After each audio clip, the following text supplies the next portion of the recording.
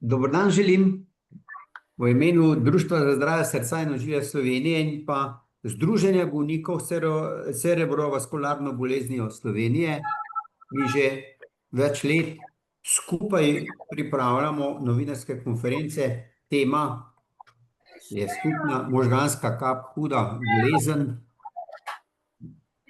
Pozdrav vsem.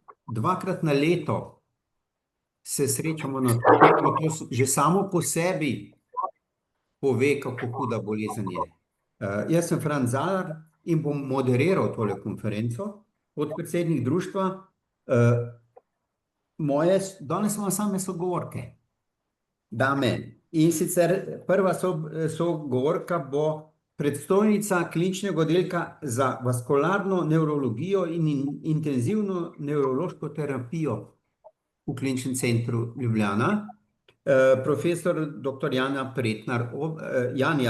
Pretnar-Oblak, naša sogovorka že večkrat, že dobro poznamo. Potem pa bodo še tri: asistentka Patricija Širca Ule, Marjeta Trček Kavčič in pa Tamara Fortuna. Vse se bodo oglasile iz združenja, iz prostora Združenja bolnikov s cerebrovaskularno boleznijo. Najprej nekaj napotkov za vse tiste, ki ne boste ali pa ne bomo govorili, vas prosim, da imate izklopljene mikrofone, da ne bi motili drugih. Konferenco bomo snemali, to ste že videli, smo že vključili snemanje. In po konferenci bomo izdali tudi izjavo za javnosti, tako da boste novinarji tudi dobili, oziroma novinarke, povzetek tega, kar bodo sogovorke povedale. Najprej bodo vse govorke spregovorile, potem pa bomo mikrofon odprli za vas, za vprašanja, in bodo vse tudi pripravljene odgovarjati. Takole. Zdaj pa kar predajam besedo prvi govorki, in to je profesor dr. Janja Pretnar-Oblak. Izvolite. Hvala lepa. Hvala za vabilo.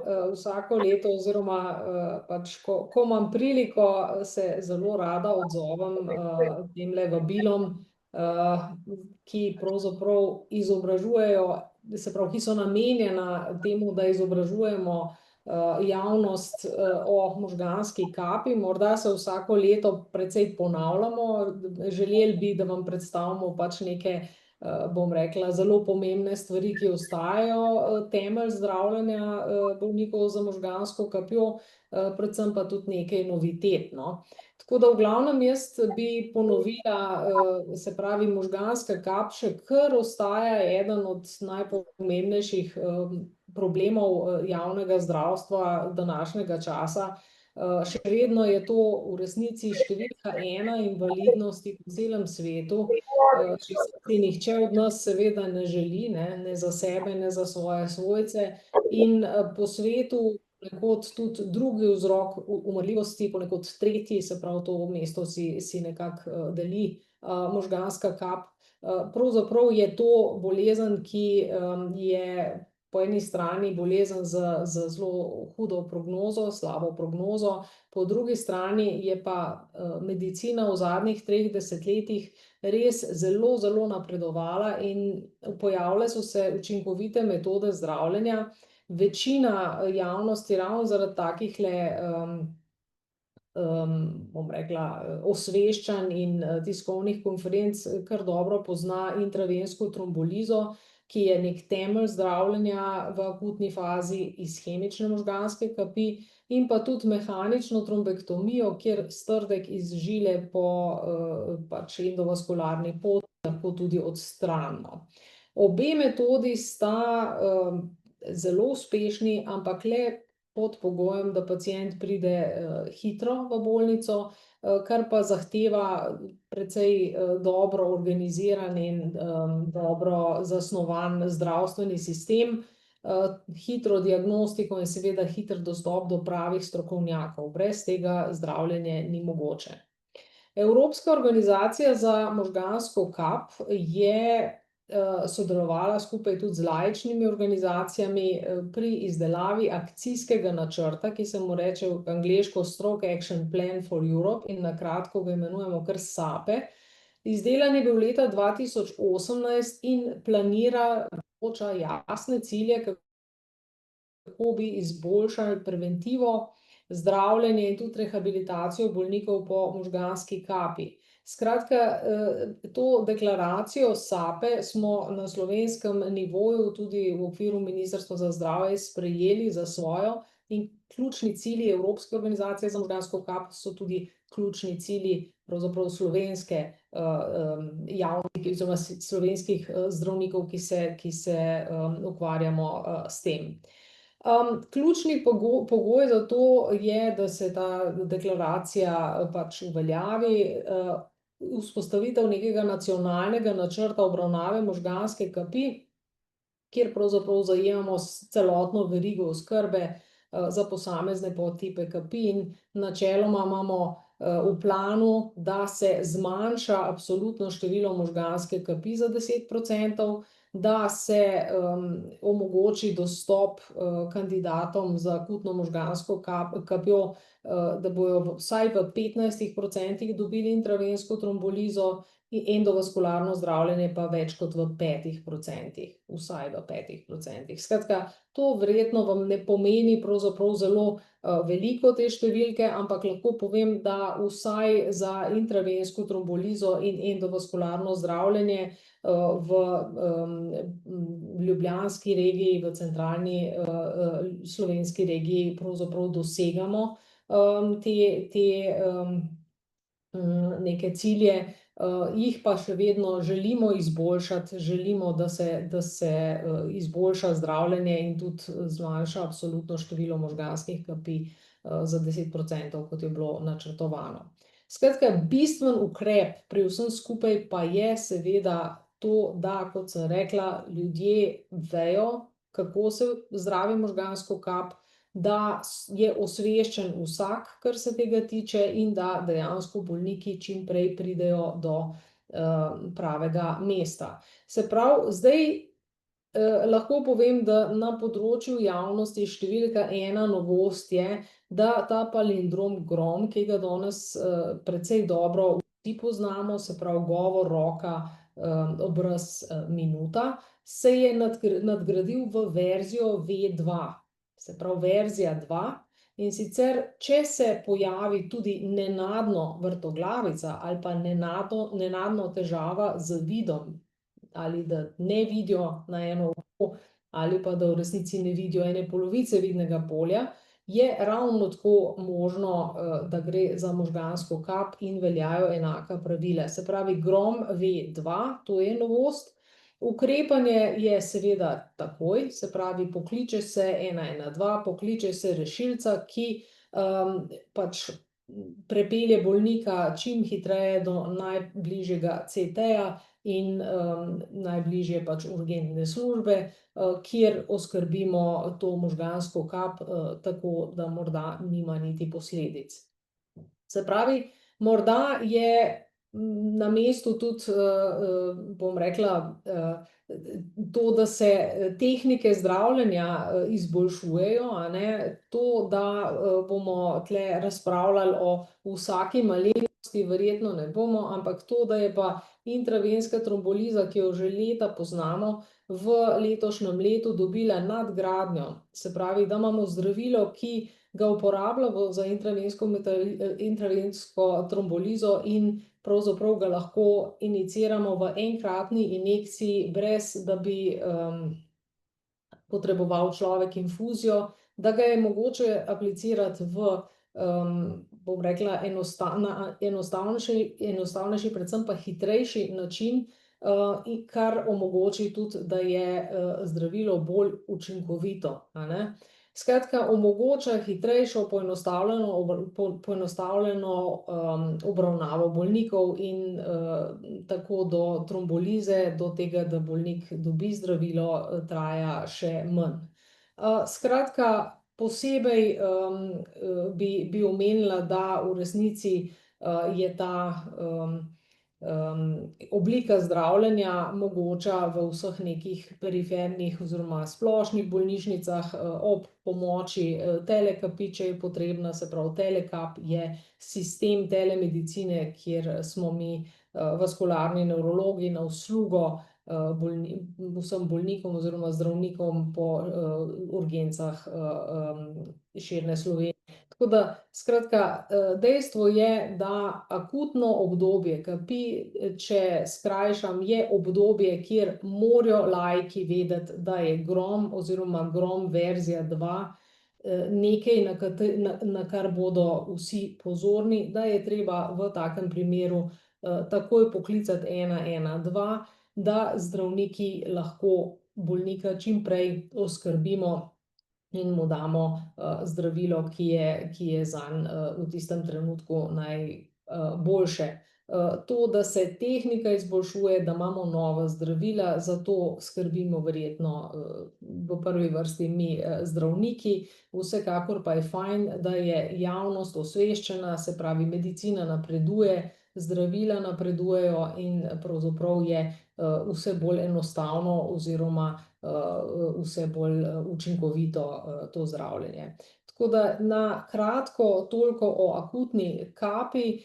Ne smemo pozabiti, s tem bi zaključila, da smo pravzaprav za neko preventivo možganske kapi, preden se pojavi, pa vsi odgovorni, vsak sam zase, vsak za svoje sorodnike, se pravi, bodimo osveščeni, možganska kap običajno se ne pojavi pri zdravem človeku, običajno je to bolezen, ki je, bom rekla, produkt dolgoletnega nezdravljenja krvnega tlaka, nezdravljenja holesterola. V resnici zelo so ogroženi bolniki, ki imajo neredno bitje srca, tudi na to je treba biti pozoren. V teh primerih je treba obiskati zdravnika, poskrbeti za to, da ta tlak, holesterol, morda sladkor niso nezdravljeni. V resnici lahko ob pravočasni zaznavi imamo po 10 letih zdravljene hipertenzije žile, take, kot jih ima zdrav človek, lahko pa pravzaprav bistveno bolj načete, če se tega nismo lotili in lahko v končni fazi pričakujemo tudi možgansko kap. Tako da jaz končujem z tem, da mislim, da z takimi dnevi, kjer se vsi skupaj pravzaprav soočimo s tem, da je možganska kap še vedno med nami, s tem, da se da marsikaj narediti, bomo močnejši in morda dosegli neke cilje, ki smo si jih zadali v preteklosti in vedno se da vsako stvar izboljšati, tako da s tem končujem, tako da hvala lepa. Najlepša hvala, profesor Pretnar Oblakova, in zdaj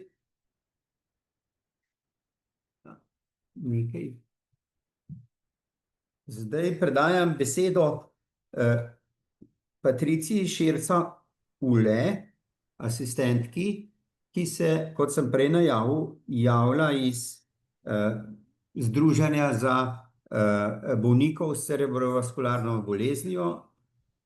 Izvolite, beseda je lepo pozdravljeni. Hvala za besedo. Najprej se zahvaljujem za povabilo. Jaz sem specialistka klinične logopedije, prihajam sicer iz pedagoške fakultete trenutno, sem se pa kar nekaj let ukvarjala s terapijo, logopedsko terapijo oseb po možganski kapi. Jaz bom takole začela. Mogoče ljudje res dobro že znajo prepoznati možgansko kap, ampak danes se ukvarjamo z eno temo, ki pa mogoče javnosti ni toliko znana, ampak vemo, da obstaja. Pravimo včasih, da je to prav skriti obraz možganske kapi, imenuje pa se afazija. Afazija je jezikovna motnja, ki nekako prizadene, recimo, kar tretjino ljudi po možganski kapi. Zdaj, v prehodnem obdobju nekaj, kar izzveni, nekaterim ljudem pa to ostane. In zdaj, če bi vi srečali tega človeka na ulici, na prvi pogled sploh ne bi vedeli, da je z njim kaj narobe, Ko pa se začnete s tem človekom pogovarjati, bi opazili mogoče čist laično rečeno, da nekaj čudno govori. Zdaj, pač kot sem rekla, možganska kap povzroči lahko tudi afazijo, jezikovno motnjo, ki je neposredno vezana na to, kako mi jezik tvorimo oziroma kako jezik razumemo. Logopedi delimo afazije na motorične in senzorične. Motorične afazije so afazije, ki nekako bolj zaznamujejo težave z izražanjem, se pravi, govor je naporen, težko ga začnem, iščem besede, pa jih ne najdem. Tisto, kar povem, mogoče je zelo kratko, na telegrafski način, se pravi, stavki niso popolni. Po drugi strani pa razumem, kar mi okolica pove. To pomeni, da jaz dobro vem, kaj bi rad sporočil, ampak mi možgani ne dovolijo. Po drugi strani imamo pa tukaj tudi senzorične afazije.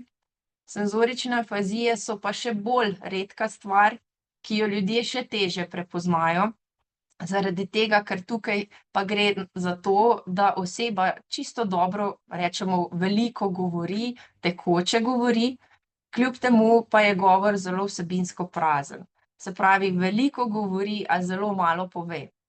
Po drugi strani pa razumevanje samega jezika, govora ljudi okrog te osebe, oseba ne razume.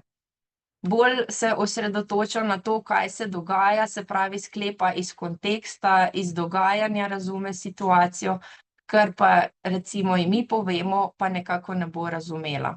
In zato dostikrat prihaja do nekih konfliktov, čisto v realnem življenju, v domačem okolju imajo svojci ponavadi kar težave, ker oseba nekaj bi rada povedala oziroma nekaj želi, pa ne more povedati, oziroma je njen govor tako prazen, da jo ne razumejo, oseba pa hkrati misli, da je prenesla informacijo in je jezna na to, ker jo svojci ne razumejo, in dostikrat prihaja do določenih stisk, prepirov, ki jih pol dostikrat rešujemo tudi v okviru logopedskih ambulant. Zdaj, kaj je naloga logopeda v vsej tej zgodbi z afazijo? K nam pridejo ljudje, ki si želijo oziroma so napoteni na to, da bi izboljšali govor, kolikor se le da.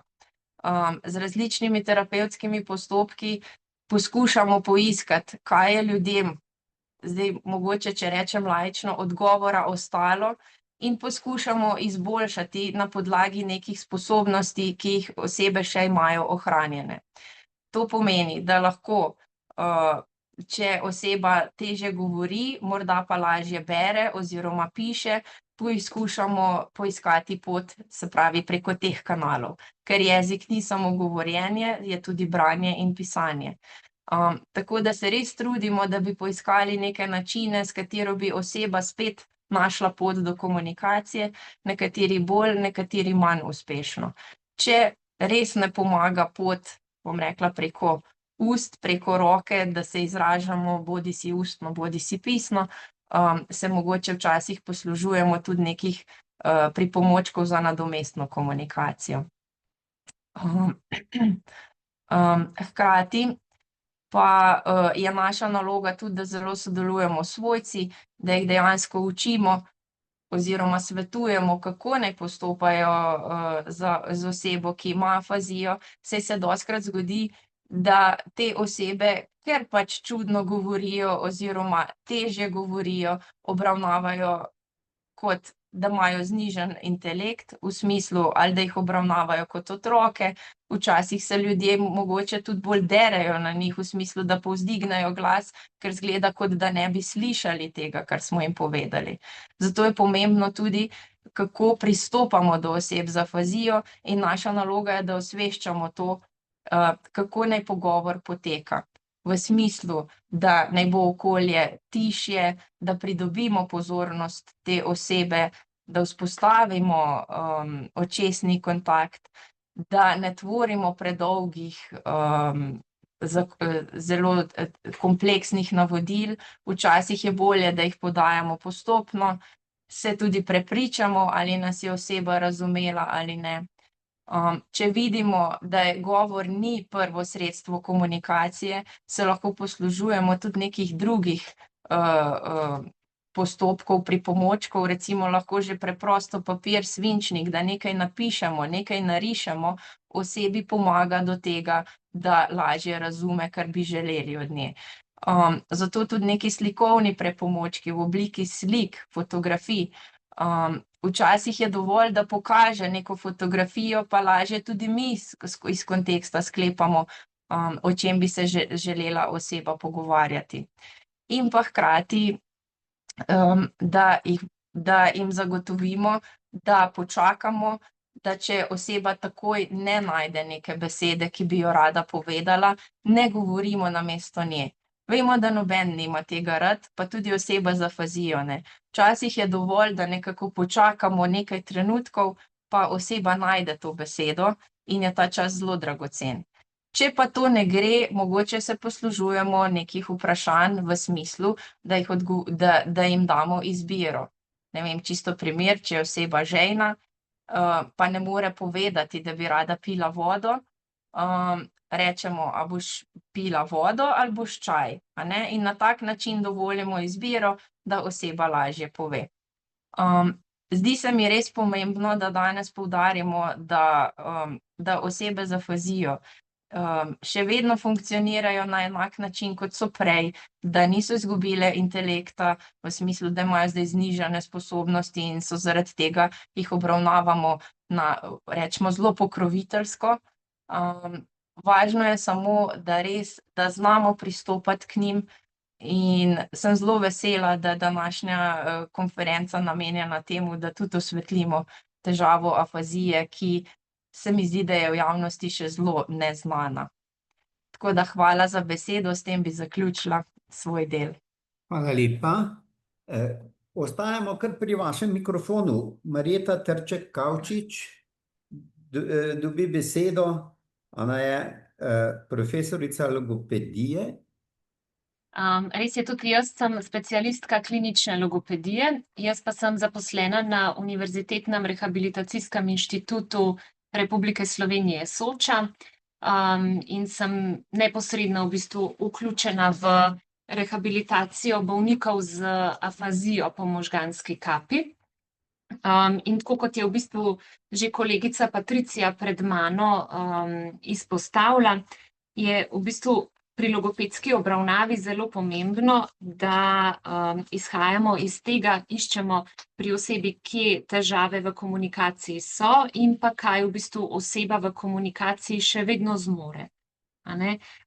Patricija je tudi omenila, da v bistvu še vedno ostaja, kljub temu, da so težave z govorom, s porazumevanjem, ostaja želja po komunikaciji, ostaja znanje, spomini, izkušnje. Skratka, osebe so motivirane za komunikacijo, samo pomemben je način, na katerega mi pristopamo do njih. V bistvu trend na področju raziskovanja in pa obravnave oseb z afazijo po možganski kapi je v večji meri v zadnjih letih usmerjen v bolnika, v smislu, da poskušamo skupaj oblikovati cilje logopedske obravnave in pa iskati različne načine in pa možnosti za komunikacijo. Velik poudarek je predvsem na zagotavljanju čim boljše kakovosti življenja in pa možnosti vključevanja v socialno okolje. Zdaj, to se vse tako zelo lepo sliši, potem pa je tukaj realnost neke možnosti logopedske obravnave v Sloveniji, ki je v bistvu sama dostopnost do logopedske obravnave v Sloveniji je pa zelo omejena na področju, predvsem na področju odraslih, ki potrebujejo logopedsko obravnavo zaradi prisotne afazije. Omejena je predvsem v bistvu na 3 večje javnozdravstvene ustanove, kjer lahko osebe dobijo logopedsko obravnavo bodisi med samo hospitalizacijo, bodisi potem na ambulanten način, ko je hospitalizacija zaključena.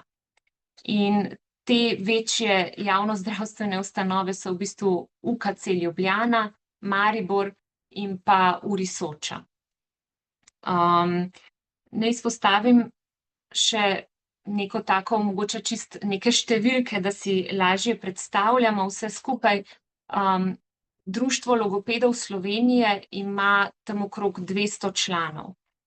Seveda vsi niso vključeni zdaj v društvo, ampak večina logopedov se ukvarja z delom z otroki. Za delo z odraslimi so pa v bistvu usposobljeni specialisti klinične logopedije, ki imajo izkušnje z delom z odraslimi z afazijo. Število vseh specialistov klinične logopedije v Sloveniji je trenutno nekih 47. Od tega se neposredno v delo z odraslimi z afazijo vključuje 9 specialistov klinične logopedije. Tako da to so potem neke take realna situacija, neke možnosti, ki jih te osebe imajo, da dobijo pomoč pri vzpostavljanju komunikacije nazaj po možganski kapi. Zdaj, težave s to dostopnostjo do logopedov v bistvu izvirajo iz 2 vidikov. Prvo je samo pomanjkanje logopedov na trgu delovne sile, drugo pa je v bistvu povezano s tem, in sicer, da je obravnava trenutno omejena predvsem na terciarni nivo zdravstva. In da v bistvu po zaključenem nekem akutnem bolnišničnem zdravljenju so navadno bolniki najprej usmerjeni v neka naravna zdravilišča, kjer tudi logoped ni stalen član tima. To pomeni, da v bistvu trenutno tudi zdravilišča pokrivajo logopedsko obravnavo s pomočjo zunanjih izvajalcev. V svojih regijah, čisto če pogledamo regionalno, kjer naj bi obravnavo odraslih pokrivali v bistvu centri za duševno zdravje odraslih, pa klinični logoped v resnici sploh ni sistematiziran kot član multidisciplinarnega tima. Zdaj, to v bistvu potem pokaže neko realno situacijo. V zadnjih letih se pa nekako odpira tudi na področju logopedskih storitev vedno več zasebnikov, ki so pač usmerjeni posledično tudi bolj kot ne v obravnavo otrok, torej tudi neke zasebne ponudbe logopedskih storitev v Sloveniji ni prav veliko. Pri tem, to sem v bistvu hotela izpostaviti, da pač se opravičujem, sem malo izgubila miselni tok. Skratka, da je veliko v Sloveniji še vedno veliko potreb po obravnavi tovrstnih težav, po drugi strani pa v bistvu primanjkuje logopedov oziroma nekih možnosti, kjer bi ljudje lahko dobili pomoč. Zato je tukaj tudi velika vloga v bistvu društva, ki s pomočjo nekih skupin za govor nudi možnost razvijanja tudi komunikacije po možganski kapi. O tem nam bo pa verjetno več povedala tudi naslednja sogovornica. Hvala lepa. Ker predajam mikrofon gospe Tamari Fortuna, ki pa je koordinatorka skupine Afazijada pri združenju. Izvolite. Hvala za povabilo. Jaz sem pred 20 leti doživela možgansko kap. Najbolj opazna posledica je bila nezmožnost govora. In na srečo sem se že takoj še po kapi vključila v logopedsko obravnavo v kliničnem centru Ljubljana, v nevrološki kliniki, pri logopedini Vlasti Zupanc Isoski, ki sem ji res izjemno hvaležna, ker je delo z mano prilagodila mojem karakterju in mi je podala tudi podporo in toplino, ki sem jo takrat zelo potrebovala. Okrevanju se je pridružila tudi moja mama, ki me je takrat res kot otroka učila oziroma delala na priklicu besed, ki sem jih pozabila, skozi igro, skozi pantomimo, petje, pogovore. In z vztrajnostjo je kar dobro šlo, dokler me potem 7 let kasneje spet ni kap doletela s podobnimi težavami. No, takrat sem tudi prvič slišala za afaziado. Afazijada je druženje bolnikov z afazijo, ki deluje pod okriljem Združenja bolnikov za cerebrovaskularne bolezni v Ljubljani. To je druženje, na katerem smo prisotni samo osebe z afazijo. Svojci ali spremljevalci takrat niso z nami, kar nam omogoča, da smo čisto sproščeni, ker smo v skupini, ki nas dobro razume, ki ve, da nismo neumni, ampak da samo težko povemo, najdemo besedo, se izrazimo. V tem času, približno v 1 uri, koliko traja srečanje, svojci pa imajo sicer neformalno, ampak možnost druženja, da oni med sabo se pogovorijo o njihovih stiskih, ob vsem tem, kar se nam dogaja, dajo si tudi kakšen nasvet, podporo, tako. V teh naših skupinah se večinoma pogovarjamo o različnih temah, vsakdanjih temah, ker se želimo pripraviti, da se v realnem življenju znajdemo. Te skupine dobro je, da so majhne, 1 do 5, 6 ljudi, zato da vsak ima nekako čas, da se izrazi. Trenutno obstaja 6 skupin v Sloveniji, 2 sta v Ljubljani in po 1 v Mariboru, Celju, Kranju in Murski Soboti. Na zadnjem dogodku ob mednarodnem dnevu afazije, kjer smo imeli prvo izobraževanje vodij afazijade, ki sta jih vodili logopedinji Patricija in Marjeta. Smo tudi slišali, da se v Izoli na tem področju tudi ustvarja skupina. V Ljubljani sta 2 skupini tudi zato, ker nas je več kot 15 ratalo, in sem ugotovila, da je dobro, da smo malo razdelili skupino po načinu dela. V eni skupini so ljudje, ki se dokaj dobro lahko izrazijo in potrebujejo samo možnost, kjer lahko se pogovarjajo.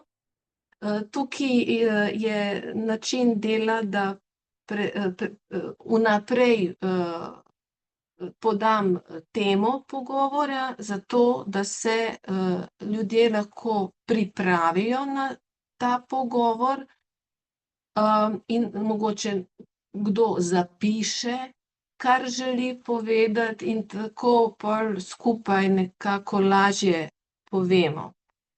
Druga skupina pa je skupina, kjer so večje težave. Tukaj pa bolj vadimo, kako prepoznati črke, kako jih zapisati, potem se lotimo besed in na koncu mogoče tudi kakšnega stavka oziroma kakšno zgodbo poskusimo najti način, kako bi oseba lahko izrazila, kaj misli. Zdaj, jaz bi bila zelo vesela, če bi take skupine obstajale na vseh krajih po Sloveniji, kjer živijo ljudje z afazijo, ne samo v večjih mestih. Ker ljudje si želimo bolj polnega življenja, želimo, da se ne skrivamo doma, da nam ni tako nerodno, želimo si komunikacije z drugimi. In z logopedinjami smo govorili tudi o podpori vodjem afazije, zato se mi zdi, da če se združimo in ozavestimo, da ta druženja res pripomorejo našim komunikaciji in naši samozavesti, da se upamo kaj povedati, čeprav težko, mislim, da lahko veliko naredimo in pomagamo drug drugemu. Evo, to je vse od mene. Hvala. Hvala lepa vsem govorkam in z moje strani občudovanje in čestitke gospe Tamari za to, kar je dosegla z vztrajnostjo in seveda s pomočjo strokovnjakov in sorodnikov. Zdaj pa odpiramo vprašanja. Eno že imamo v chatu napisano, torej napišite v chat ali pa dvignite roko. Jaz imam tule nekaj vprašanj, ki so jih naši člani že postavili nam. Prvo je vprašanje čisto enostavno. Ali je kakšen del možganov bolj dovzeten za kap? Zdaj predlagam profesor Pretnarjeva, če ste tukaj še z nami. Najbrž je to vprašanje za vas. Seveda sem, ja. Izvolite. Seveda sem. Ja, v resnici možgani dobivajo kri čez 4 arterije, 2 karotidni arteriji, 2 vertebralni arteriji, in največja količina krvi pač priteka čez karotidni arteriji, tako da dejansko je zaradi količine same krvi največja verjetnost, da bo prav v to področje notranje karotidne arterije, pač, ki tlelejo na vratu, vsi dobro poznamo, v tem povirju prišlo do možganske kapi. In znaki GROM opisujejo raven najpogostejšo obliko kapi, to je obliko kapi, ki je posledica zamašitve te največje srednje možganske arterije, ki dobiva največjo količino krvi in s tem ima tudi največjo možnost, da vanjo odletijo te strdki. Tako da v resnici niso vsi predeli enako ogroženi, ampak ta bi rekla, da je najbolj, tako da to statistično. Hvala lepa. Zdaj pa gremo naprej. Če nas skrbi, da se z nami ali z našimi bližnjimi nekaj dogaja, ali je pametno preventivno vzeti aspirin takrat?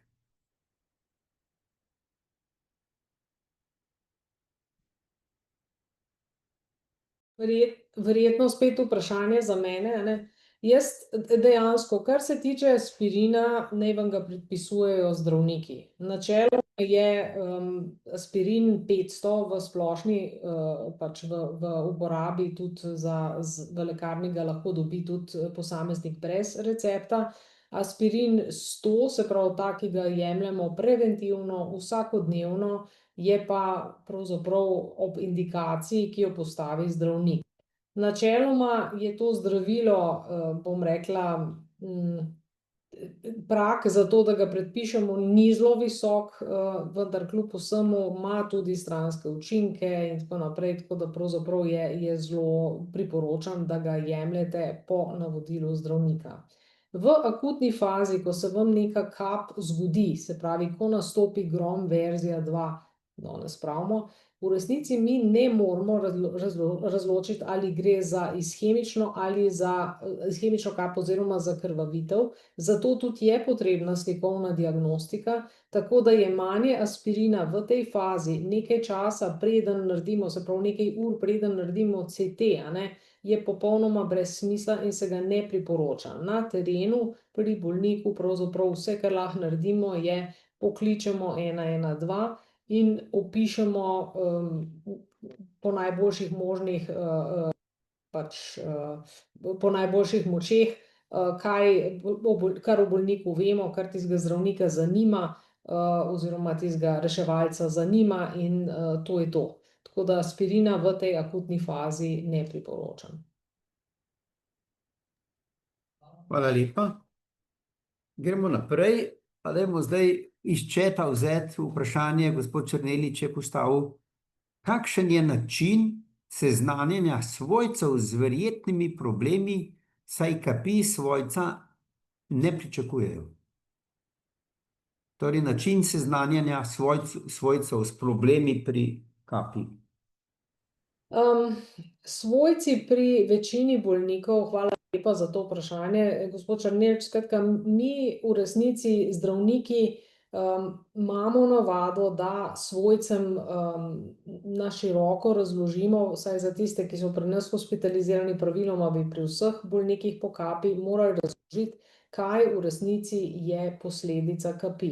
Se pravi, posebej bi poudarila ravno to, a ne, afazija, o kateri smo danes govorili, je motnja govora, ki si jo ljudje zelo narobe lahko interpretirajo. Se pravi, svojci morajo natančno razumeti, ali njihov sorodnik zdaj samo ne razume, a ne, kar smo mu povedali, ali mogoče se dejansko mu bojo napisali, pa bo razumel, ne, to je pač recimo, če ne razume zaradi afazije, je pravzaprav to notranja motnja govora, se pravi, to ni nekaj, kar bi lahko premostil pacient z pisanjem, ampak je v resnici sposobnost govora zgubljena v nekih takih globem pomenu, se pravi, razložiti mu moramo, kaj je posledica možganske kapi, kaj lahko od tega pacienta pričakuje, kaj naj dejansko, kaj lahko svojci naredijo, kot recimo mama od te naše pacientke, ki je lepo in bomo rekli, zelo v veliki meri sodelovala pri, bom rekla, neki rehabilitaciji bolnice, s tem, da jo je ponovno učila govora, na kakšen način in tako naprej. Skratka, to je zagotovo en velik del tega, bomo rekli, obravnave po možganski kapi, to, da razložimo svojcem in bolniku, kaj v resnici je za pričakovati po tej kapi, kaj je posledica kapi in kako se s tem spopasti. Hvala lepa. Zdaj pa mislim, da bo za tisto skupino 3 vprašanje. Ja, če vas lahko samo prekinemo, še pri Mariji Erjavčeva bi nekaj povedala. Ja, seveda, izvoli. prejšnjemu vprašanju, ne. Namreč, ko se neka rehabilitacija primarna konča, se začne življenje po možganski kapi, ne. In tukaj mislim, da je velika vloga tudi nekih združenj bolnikov s cerebrovaskularno boleznijo, ki dejansko poskušamo ozaveščati na rednih mesečnih sestankih o tem, kakšne so posledice, kaj lahko naredijo, predvsem na podlagi izkušenj. Mi nismo strokovna organizacija, ampak smo organizacija, ki lahko pomagamo tem bolnikom in svojcem z nasveti in s tem, kaj lahko pričakujemo, kakšno je lahko možno ozdravljanje. Vemo, da se možganska popravlja vse življenje, če dajemo dosti dobrih programov oziroma take spodbude, da bojo možgani lahko, ker so plastični, lahko tudi še kaj naredili za kap. To se mislim, da ta združenja so zelo pomembna pri ozaveščanju o življenju po možganski kapi. Samo to sem hotela vedeti.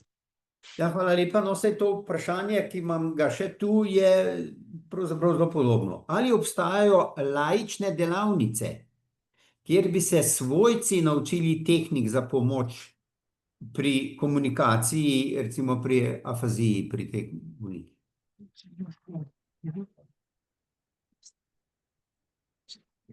Ja, hvala za vprašanje. Zdaj prav tako, da bi delavnice imeli, trenutno ni. Bom rekla, že v tem delu, ko dela logoped z osebo po kapi, ponavadi so svojci zelo zaželeni zraven, da se priučijo pristopa nekih tehnik, postopkov, kako se pogovarjati, kako komunicirati. Ima pa zelo veliko aktivnosti na to temo tudi društva, ki imajo neka redna mesečna srečanja, ne, na različne strokovne teme. In mogoče na to temo, ne, je bil ravno v ponedeljek ob tem prvem svetovnem dnevu afazije, je v bistvu društvo organiziralo strokovno predavanje prav na temo afazije, ki je bilo usmerjeno tudi v primerne načine komunikacije z osebami z afazijo, ne. Tako da v bistvu, če člani društva sledijo nekim aktivnostim društva, se najde marsikatera uporabna tema, ne, tudi na to temo. Hvala lepa. Seveda, to hkrati pomeni, da moramo širšo javnost povabiti, da se včlanijo v društva, ker je kljub vsemu v preventivnih društvih, oziroma društvih bolnikov, še razmeroma majhen delež vključenih ljudi. Tudi svojci so dobrodošli. Še eno vprašanje imam. Povezava migrene in možganske kapi.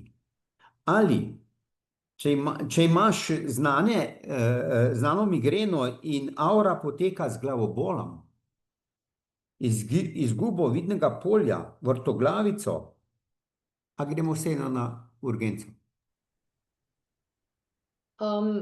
Možganska kap je pravzaprav bolezen, ki je zelo pogosta, ne. Po drugi strani je tudi migrena z avro zelo pogosta. Če gre za bolnika, ki je znan migrenik in ima migrene z avro in je voden pri nekem zdravniku in se mu ponavlja vedno zelo podobna simptomatika, takega bolnika zagotovo niti ne dobimo na urgenco, ker že sam ve, da gre za pač migrensko avro, ki je njemu znana, nadaljuje se z glavobolom, izzveni v celoti. Če tudi taka migrenska avra recimo dlje časa ne izzveni, ne, več kot pol ure, če vztrajajo te simptomi, že v takem primeru je potrebno obiskati zdravnika. Načeloma obstaja tudi sicer zelo redka oblika kapi, ki se ji reče migrenski infarkt, ampak se pravi, v vsakem primeru ne moremo natančno razlikovati med tema, gre za možgansko kap ali za migrensko avro. In čim smo v dvomu, čim malo dlje časa traja, potem zagotovo je smiselno iti k zdravniku. Druga situacija je, če se ta migrenska avra pojavi prvič, tudi te bolniki, nikoli jih ne bomo odklonili, pridejo k nam, jih pregledamo, jih pomirimo. Tudi ta del je izjemno pomemben, to, da bolniku dejansko zagotovimo, da mu ni nič hudega in tako naprej. Migrenska avra se sicer razlikuje po sami simptomatiki običajno od možganske kapi, tako da jo nevrologi tudi na podlagi te pripovedi pacienta lahko včasih ločimo. Se pravi, občasno je potrebno še preiskave opraviti. Skratka, na kratko, migrenska avra v primeru, da je pri človeku z diagnozo migrene, klasične migrene, dalj časa trajajoča, te potrebujejo pregled pri zdravniku, in tudi tisti, kjer se migrenska avra prvič pojavi. Tako da na kratko. Hvala lepa. Ima še kdo kakšno vprašanje? Aha, chat se pojavijo, sam trenutek, da odpremo.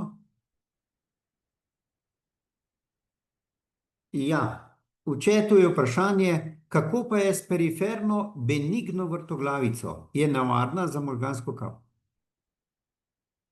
Bolniki z periferno vrtoglavico, tudi ta se zelo rada ponavlja. Običajno spet dejansko to je nekaj, kar je nekomu z kronično vrtoglavico domače in zaradi tega ne bo prišel k zdravniku.